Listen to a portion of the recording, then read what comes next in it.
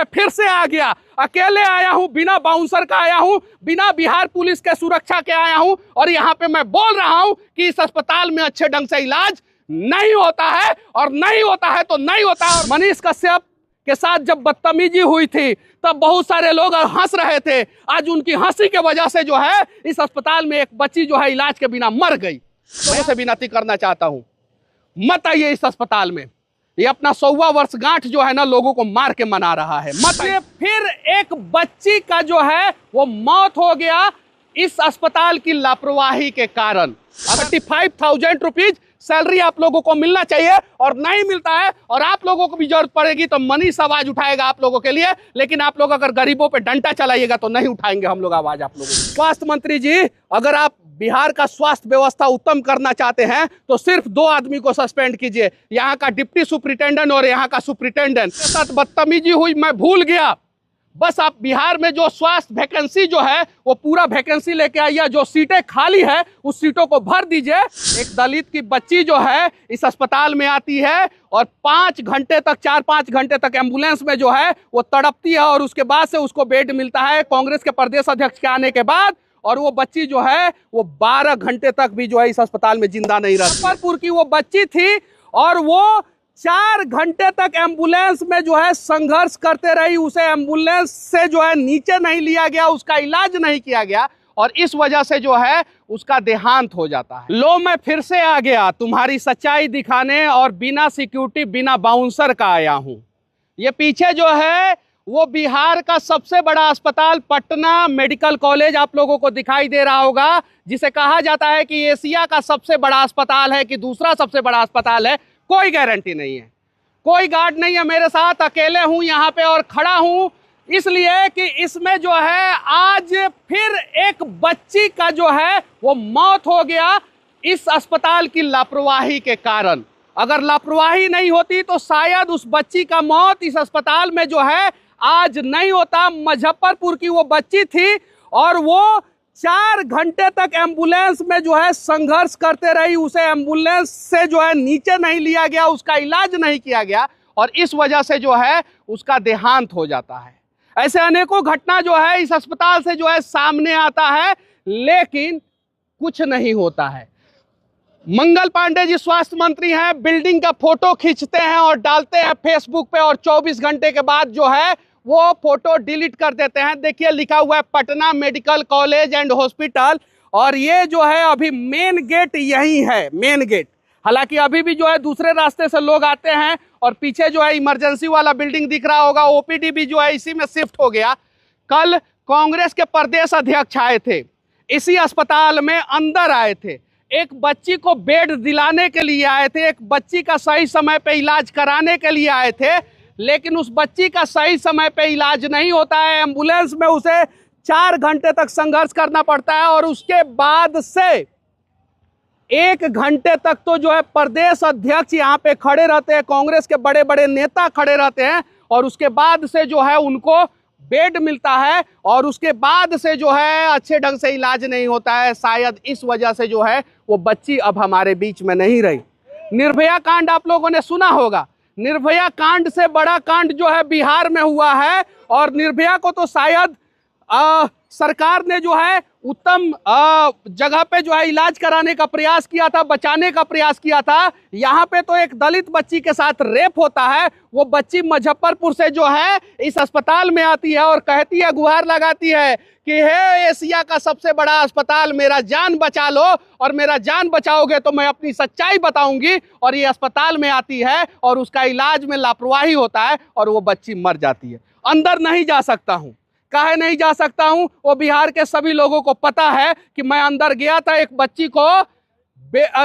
बच्ची का सही इलाज कराने के लिए, सही ढंग से इलाज कराने के लिए, और उस समय मेरे साथ क्या हुआ था। मुझे बंधक बनाया गया था, मेरे साथ मारपीट हुई थी और उस समय कुछ लोग हंस रहे थे और तुम्हारी हंसी के वजह से आज एक और बच्ची जो है वो मर गई इस अस्पताल में। तुम लोगों की हंसी के वजह से आज नहीं आवाज उठाओगे तो कब आवाज उठाओगे? और मैं इन लोगों से भी कहना चाहता हूं, आप लोग डंडा मत उठाया कीजिए। आप लोगों की सैलरी 35,000 रुपया होनी चाहिए। मिलता है 35,000? ईमानदारी से बोलिएगा। नहीं मिलता है ना, तो आप लोग प्लीज हाथ जोड़ रहे हैं कि बिहार के किसी गरीब पे डंडा मत उठाइए, क्योंकि आप लोग भी जो है कोई अमीर परिवार के नहीं है, किसी विधायक और सांसद के घर के आप लोग नहीं है। मत मारा कीजिए किसी गरीब को, मत मारा कीजिए। आप लोगों को भी जो है 35,000 रुपया सैलरी मिलना चाहिए, 35,000 रुपीज सैलरी आप लोगों को मिलना चाहिए, और नहीं मिलता है। और आप लोगों को भी जरूरत पड़ेगी तो मनीष आवाज उठाएगा आप लोगों के लिए, लेकिन आप लोग अगर गरीबों पे डंडा चलाइएगा तो नहीं उठाएंगे हम लोग आवाज आप लोगों के लिए। ये चीजें हैं। अस्पताल से जो है इस प्रकार की घटनाएं सामने आती है, और यही Patna medical college and hospital है, ये अपना 100वां वर्षगांठ मना रहा है।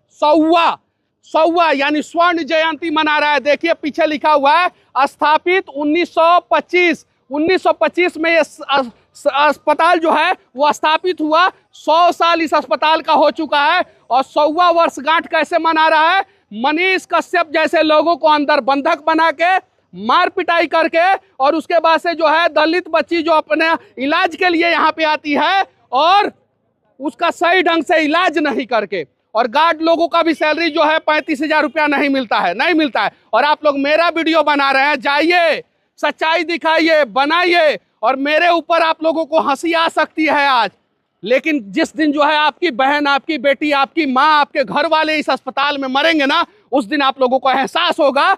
मनीष कश्यप के साथ जब बदतमीजी हुई थी तब बहुत सारे लोग हंस रहे थे, आज उनकी हंसी के वजह से जो है इस अस्पताल में एक बच्ची जो है इलाज के बिना मर गई। मैं आप लोगों से विनती करना चाहता हूं, मत आइए इस अस्पताल में। ये अपना 100वां वर्षगांठ जो है ना लोगों को मार के मना रहा है, मत आइए। सिस्टम की लापरवाही है, स्वास्थ्य मंत्री की लापरवाही है, और इस वजह से आज भी इस अस्पताल में जितने डॉक्टर चाहिए उतने डॉक्टर नहीं हैं, जितनी व्यवस्थाएं चाहिए उतनी व्यवस्थाएं नहीं हैं।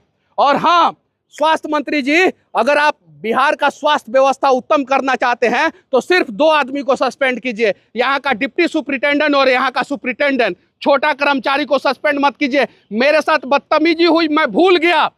बस आप बिहार में जो स्वास्थ्य वैकेंसी जो है वो पूरा वैकेंसी लेके आइए, जो सीटें खाली है उस सीटों को भर दीजिए।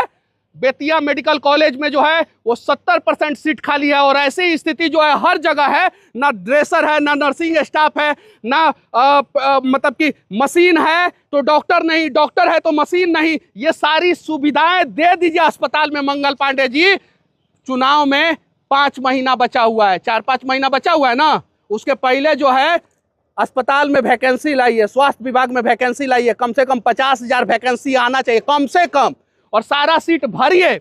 और हाँ, बिहार के उन लोगों से मैं कहना चाहता हूं, मेरे साथ जब मारपीट की घटना हुई थी इस पीएमसीएच में तो हंस रहे थे, आज भी हंस लो। एक दलित की बच्ची जो है इस अस्पताल में आती है और 5 घंटे तक, 4-5 घंटे तक एम्बुलेंस में जो है वो तड़पती है, और उसके बाद से उसको बेड मिलता है कांग्रेस के प्रदेश अध्यक्ष के आने के बाद, और वो बच्ची जो है वो 12 घंटे तक भी जो है इस अस्पताल में जिंदा नहीं रहती है। बाकी मेरा मजाक तो आप लोग समय समय पे उड़ाएंगे, जब समय आप लोगों का मजाक उड़ाएगा तो आप लोग कहीं के नहीं रहेंगे। और लो, मैं फिर से आ गया, अकेले आया हूं, बिना बाउंसर का आया हूं, बिना बिहार पुलिस के सुरक्षा के आया हूं, और यहाँ पे मैं बोल रहा हूं कि इस अस्पताल में अच्छे ढंग से इलाज नहीं होता है, और नहीं होता है तो नहीं होता है। और मैं बोलूंगा, स्वर्ण जयंती जो अस्पताल मना रहा है, 100 साल जिस अस्पताल का हो गया, वहां की स्थिति जो है पूरे भारत में नहीं पूरे विश्व में बद से बदतर हो चुका है।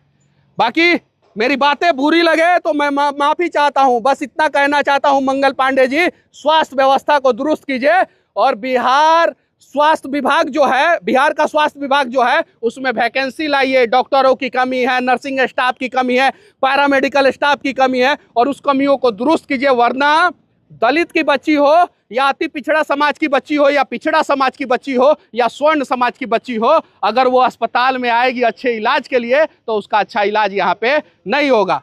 बाकी अगर मेरी बातें अच्छी लगे तो पहुंचा देना आप लोग मंगल पांडे तक, और पहुंचा देना नरेंद्र मोदी जी तक। और मैं फिर से कहना चाहता हूं, मोदी जी, 100 साल हो गया इस अस्पताल का, इस अस्पताल का 100 साल हो गया है, और 100 साल से ज्यादा पुराना जो है अपना पटना यूनिवर्सिटी हो गया है। एक बार जो है आप पटना यूनिवर्सिटी में, और एक बार जो है Patna medical college and hospital में आइए। एक बार मोदी जी, एक बार आइए, आपका चरण धो के जो है हम लोग पिएंगे। मोदी जी, एक बार आइए। आप 50 बार बिहार में आए हैं, 50 बार जो है हम लोगों ने भर भर के प्यार दिया है मोदी जी आपको। आप एक बार जो है इस अस्पताल में आइए, और एक बार जो है आप पटना यूनिवर्सिटी में आइए। जय हिंद।